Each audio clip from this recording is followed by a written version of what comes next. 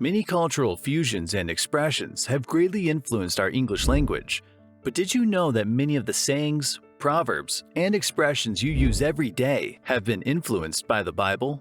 In this video, we are going to be talking about 10 phrases you use every day that you didn't know came from the Bible.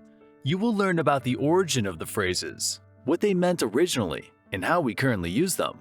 So, if you're curious about the Bible's hidden influence on our language, be sure to watch this video until the end. Number 10. Money is the root of all evil.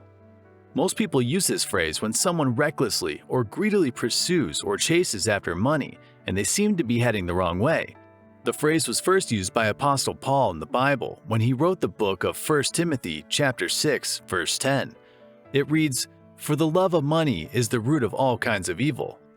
Paul's intention when he wrote this was to encourage Timothy, his spiritual son, by teaching him to focus his sight on the true riches instead of allowing the love of money to take his focus away from fighting the good fight of faith. Even though the present use of this phrase is still the same as the contextual meaning in the Bible, many could still think that it means that money itself is the cause of evil or that it is a bad thing. The love of money, not money itself, is the root of all evil. Number 9. Land flowing with milk and honey. This phrase appears 22 times in the Bible, and that includes the book of Exodus, chapter 3, verse 8. The land flowing with milk and honey was God's promise to the people of Israel after they were supernaturally freed from bondage when they left Egypt. God promised to take them to a land flowing with milk and honey. The phrase land flowing with milk and honey describes a land or place full of fertility, richness, and prosperity. When it's used in the present time, it also means a country or a place that's very blessed with resources. Even if you have never used this phrase, you have definitely heard it being used, and now you know where it came from. Number 8. In the blink of an eye. This phrase comes from the book of 1 Corinthians chapter 15, verse 52 in the Bible, where Apostle Paul was writing about Christ's second coming to the Corinthian church. In the blink of an eye is a phrase that is commonly used in Jewish writings, but the phrase became commonly or popularly used because of the general influence of the Bible on our language. At this time, this phrase means something can happen or come our way faster than expected. Number 7. A house divided against itself cannot stand. This phrase was known to have been used in one of Abraham Lincoln's most popular speeches, which made people think the phrase came from Abraham Lincoln. Contrary to popular opinion, the phrase was originally used by Jesus Christ in the book of Matthew, chapter 12, verse 25. It's obvious that Abraham Lincoln was inspired by this phrase from the Bible and included it in his speech. This phrase is mostly used when people want to amplify the message of the need for unity in a community or a team for the purpose of success. Earlier translations even mention the word civil war as the cause of division. Jesus used this phrase to reply to the religious people who thought Jesus cast out demons by using the power of a demon. Jesus was basically saying that if any kingdom is divided by civil war, that kingdom is doomed. Number 6. There is a time and season for everything. This is a phrase commonly used in situations where someone is doing something right at the wrong time, or when the things someone expects don't arrive when they expect them. The phrase is from the book of Ecclesiastes, chapter 3, verse 1, which says, "For everything there is a season, a time for every activity under heaven." The meaning of this scripture lies in the reality that events on earth happen in cycles, even beyond human control, and in all, we should trust there is a season and a time for everything we seek in our lives. Isn't it amazing how the Bible has greatly influenced our speech, and sometimes we're not even aware of it? Wait till you get to know about many other phrases you use every day that you had no idea that they came from the Bible. Number 5. Man shall not live by bread alone. This phrase is often used by people to say that there is way more essence to life than just food and other material needs.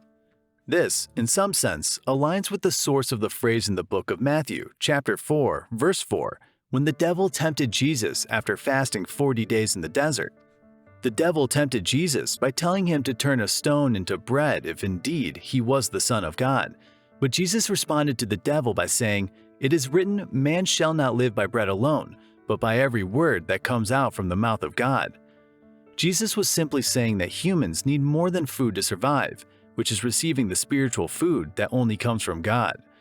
It's important to note that Jesus was quoting another scripture from the Bible. Jesus was quoting the book of Deuteronomy, chapter 8, verse 3, but the influence of this phrase in the present time was birthed from Jesus' quote of the phrase. Number 4. There's nothing new under the sun. This is one of the most popular proverbs commonly used to show that nothing is new on earth or in someone's life. That thing you think was the worst-case scenario has most likely happened to someone before. No knowledge is specifically new, but spurs from existing or old knowledge. This proverb came from the abundance of the wisdom of King Solomon, written in the book of Ecclesiastes, chapter 1, verse 9, which says, "History merely repeats itself. It has all been done before. Nothing under the sun is truly new." The contextual meaning of the words of wisdom from King Solomon in the Bible has been preserved ever since, and it's still influencing us in this present time. Number 3. Wolves in sheep's clothing.